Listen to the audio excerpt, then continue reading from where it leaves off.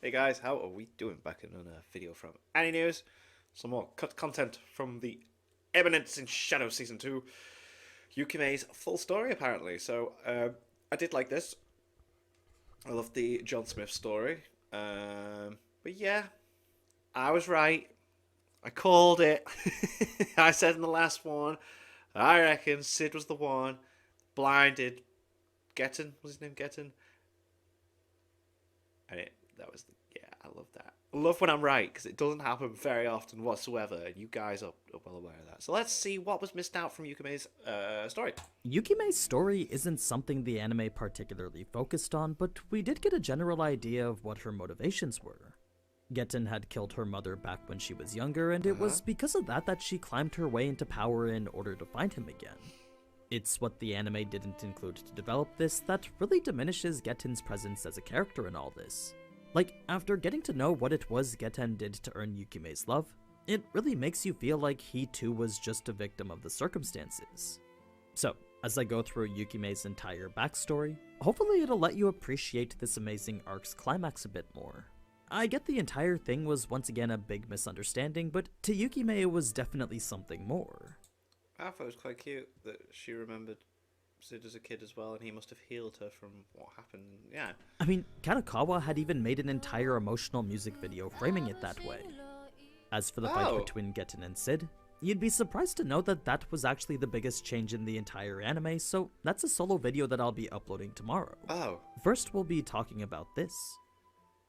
With Sid having just devastated Alpha and Shadow Garden, the funds were secure and plan ready to be put into action now. We got the gold. Both Mitsugoshi and the MCA had been able to track them to the Lawless City, but with Sid skipping school 24/7 to hinder their movements, that was the closest anyone could ever get to them. It seemed John Smith would always be there to prevent them from getting any closer.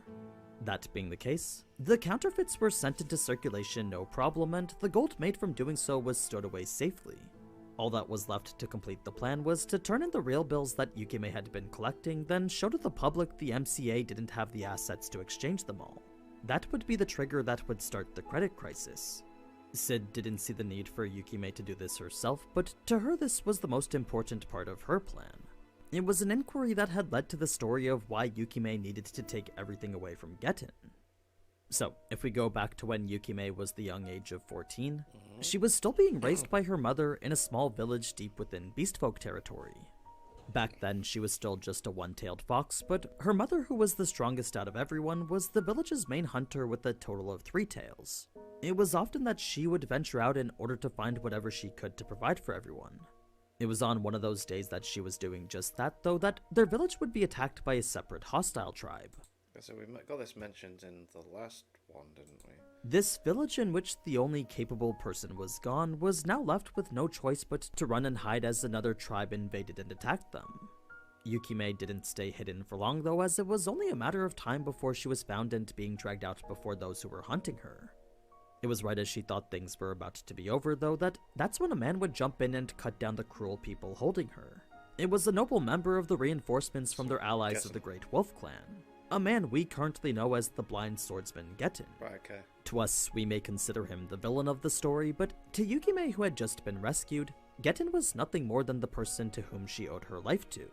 He was the knight in shining armor who had jumped in to save her. So, with her being 14 and him being 17, it was only natural that he be the first person that she fall for. A person with whom a relationship would have been beneficial to everyone. You see, with the Therianthrope lands being in the state of conflict mentioned in the anime, the idea of marrying these two in order to solidify the position of their alliance was the obvious next step in a time where allies were extremely important. Right.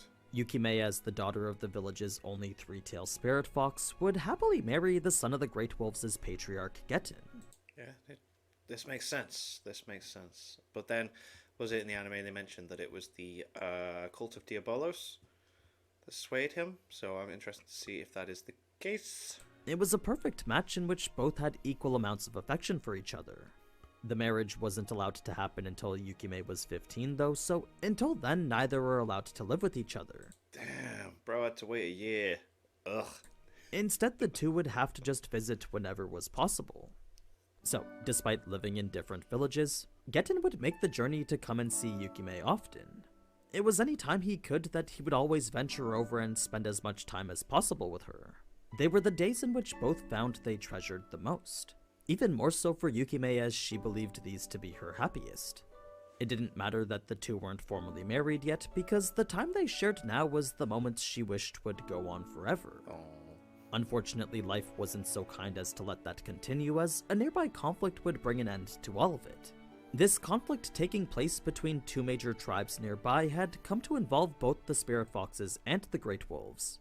They were being forced to pick a side, and depending on which they chose, they would either be forcibly conscripted or forced to retaliate. There was no choice in which an enemy wouldn't be made here. No matter what they did, war and fighting was going to be inevitable.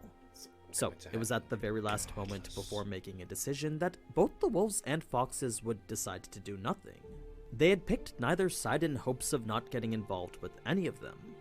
That may have seemed like a good way to avoid conflict at the time, but this decision to remain neutral would ultimately be the one that would destroy them. You see, by thinking their joint strength and wisdom was enough to have them survive on their own, the cruel nature of war had set out to prove them otherwise. In only a single night after making their decision, both their villages were wiped out instantly. Damn. Not a single person could resist the wave of destruction that had come for them. Some sugar tense eclipse. Getten did try to fight back as the strongest, but when all was said and done, the only person he was able to save was Yukime. So, on the morning after, when the destruction was made clear, Getten cursed his weakness and inability to save anything. He was enraged by his own helplessness at the face of those who were stronger. Yukime had tried to comfort him by saying it wasn't his fault, but it was words like that that only went to make him even more angry. They were words that led him to say more than he should have. What I mean is that, in this fit of rage, Getten had started to blame Yukime's mother. Oh, but then he's got the pills already. He's got the pills already. If it wasn't for her and her resistance against using the pills, then perhaps their friends and family would still be alive today. Right. If they had just listened and made themselves more powerful, then perhaps their villages may have been able to fend off the attacks and survive all this. It's because they didn't, though, that no one was capable of defending themselves when this invasion happened. It was an attack that Getten knew they could have prepared for, but were instead persuaded not to because of, well, you know. That being the case, it's when the invaders had come and started to attack that Getten would seize this opportunity and go for his vengeance. He had snuck up behind Yukime's mother during the chaos of it all, then chopped her head clean off before she could even notice him. Oh, damn. Poor Yukime had thought her mother was just missing in all the mayhem, but what Getten was revealing here was something far more tragic. He had just unveiled the most gut-wrenching betrayal. Getten would then try to justify his actions, but no amount of words were going to change Yukime's opinion of him. No, definitely not. She's cut a mum's head off, which is different than the anime. Now, there was no amount of pleading and begging that When he tries to get her to... would get her to accept the power that he was offering. So, as Yukime's rejection signified her betrayal, Getten would be left with no choice but to resort to other methods to get her to listen. He would strike her back and tell her to embrace the power, urging her to accept that revenge isn't something to be afraid of. Yukime would grasp and crawl to try and get away, but with each subsequent motion, Getten would slice her back another time. Again and again, he would rain his sword down, hoping eventually she would understand him. It wasn't until she could move no more that Getten would rest his foot atop her wounds, then urge her one last time to accept this power. Painful. Also that she could join him, then go out and seek revenge with him. Yukime still wouldn't be swayed though, so it was right as she would say no one final time that a strange voice would be heard and then nothing.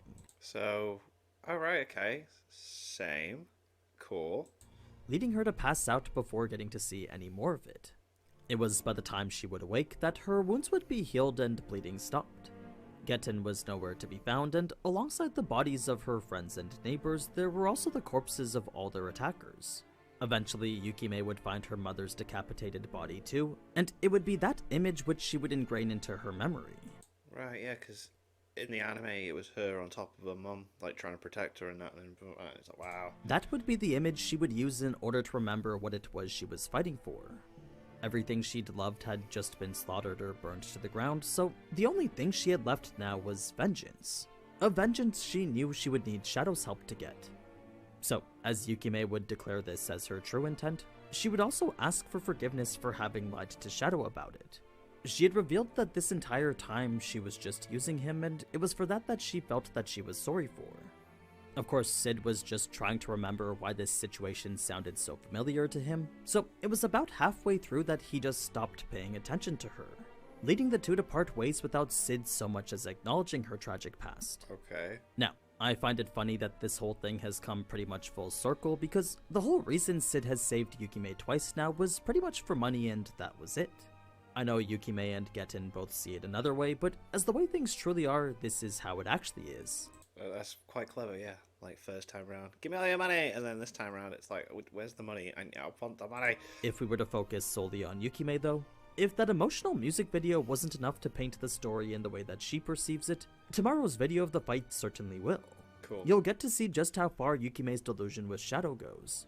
It does feel kinda weird calling it that, but at the end of the day, any affection Yukime thinks Shadow has for her really is just delusion. Yeah, he does not care about her in that way whatsoever, yeah. A convenient sequence of events that happened to paint this picture of Shadow fighting for her sake. But yeah, that's the full story behind Yukime. I was gonna combine this with the John Smith vs. Getten fight, but after seeing all the changes they made for that, I figured it would just be easier to separate the two. I appreciate that. That's class. Awesome. So you can expect that video out sometime tomorrow. Now, if you want to find out all this cut content earlier, you can check out my streams every Sunday where we talk about all the anime I'm watching live. We do games and quizzes, open up some cards, and even give away prizes sometimes. So feel free to follow and come hang out at twitch.tv/anynews_. But anyway, as always, thank you so much for watching, and if you enjoyed this type of anime content, then you already know what to do. So until next time. Ciao. Awesome. We're going to get a double whammy of content videos from Any News. Love it.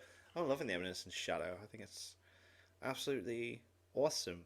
And that episode with the in the hot spring place thing, like random, very random intrigue that has to be completely made up and completely filler. But yeah, we get to see the Getten John Smith fight and what was changed there. But until then, thank you to my patrons. If you want to have your name at the end of every video I upload, link in the description to the Patreon page. $1 a month is always watching. I greatly appreciate thinking of that. Thank you all for watching. What do you guys think of that? What do you guys think of this? Click like, subscribe if you haven't already. Leave comments down below. Let me know what I should watch and discuss in future videos. So you guys, next time.